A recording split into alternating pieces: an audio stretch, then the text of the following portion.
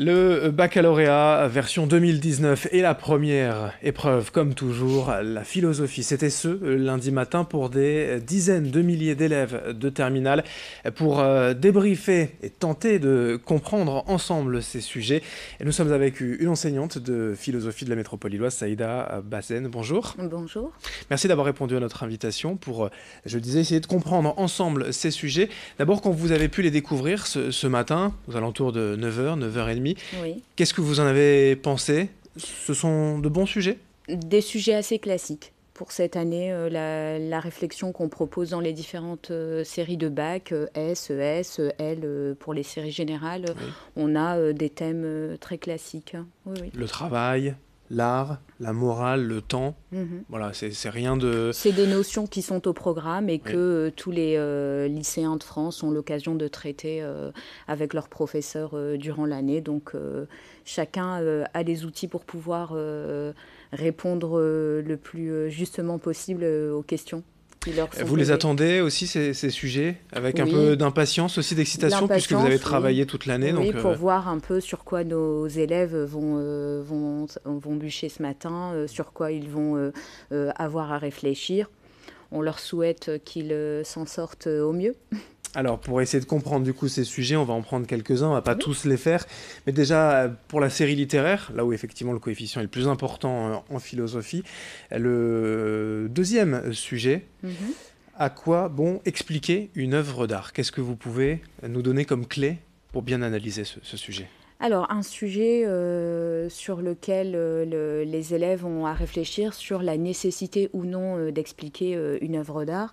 Est-ce qu'il faut chercher à tout prix à expliquer une œuvre d'art?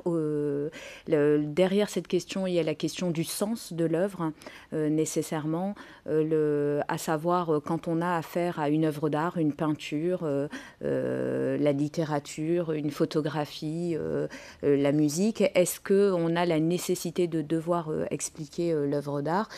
A priori, on pourrait dire que oui, il y a un sens à l'œuvre, il faudrait dégager un sens à l'œuvre, mais le sujet invite à réfléchir sur le fait qu'une œuvre d'art ouvre la possibilité de l'interpréter et qu'il n'y a pas nécessairement un sens précis ou une explication au même titre que l'explication qu'on aurait dans le domaine scientifique, dans le domaine des sciences. Une œuvre d'art, c'est ce que l'artiste donne à voir et surtout donne à interpréter. Donc la possibilité de laisser une liberté d'interprétation dans l'œuvre et pas nécessairement chercher à donner une explication. L'artiste produit une œuvre d'art de façon libre. Le spectateur à qui elle est donnée à voir peut aussi avoir à l'interpréter de façon libre. En évoquant la raison d'un côté, les sentiments aussi, l'émotion, c'est ça? Euh, Que l'on reçoit en tant que spectateur d'une œuvre d'art? Oui, et aussi oui, la perception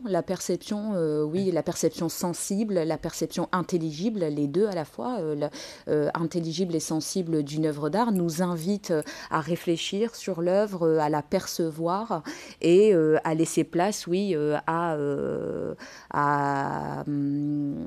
un sens que le spectateur pourrait dégager à partir de ce que l'artiste fait.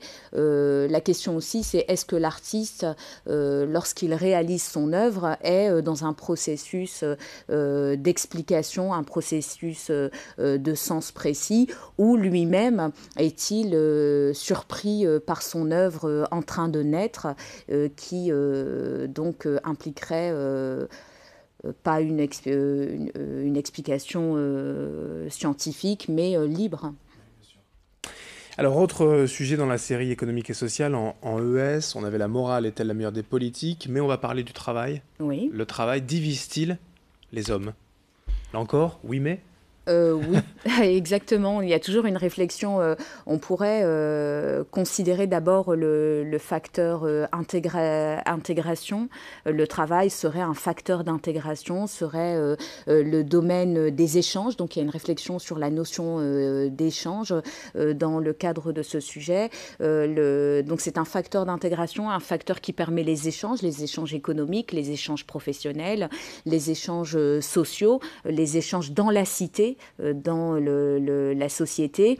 Et c'est pas tant le travail, d'où le mais, c'est pas tant le travail qui diviserait les hommes, puisqu'il serait plutôt un lieu d'échange à différents niveaux, mais c'est l'organisation du travail lui-même et la division du travail, l'organisation du travail, la division du travail, qui amène une division des travailleurs, une division en classe sociale, en catégories socio-professionnelles, et le fait que le travail divise pourrait amener derrière cette idée le fait qu'il amène des conflits économiques, des conflits sociétaux et de par les inégalités sociales et économiques qu'il implique. Oui.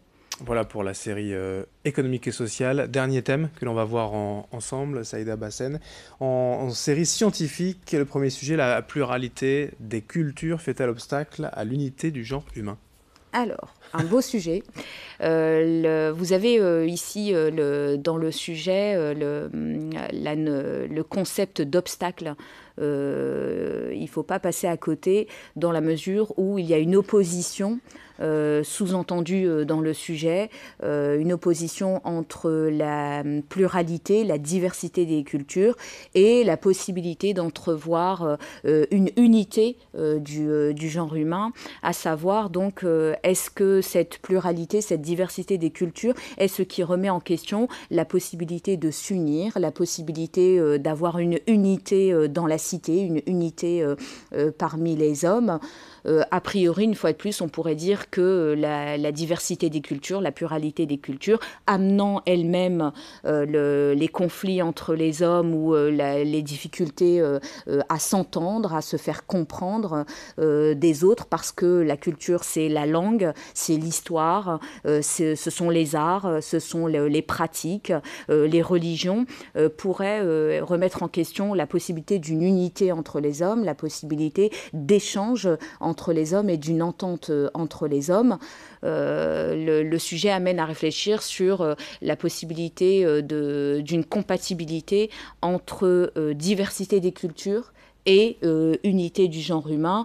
La pluralité des cultures pourrait plutôt être ce qui favorise les échanges entre les hommes, le fait de se connaître les uns les autres, autrui et l'autre qui est celui qui est différent de moi, mais aussi celui qui est le même que moi. Donc on pourrait partager des choses avec autrui au-delà de la diversité des cultures.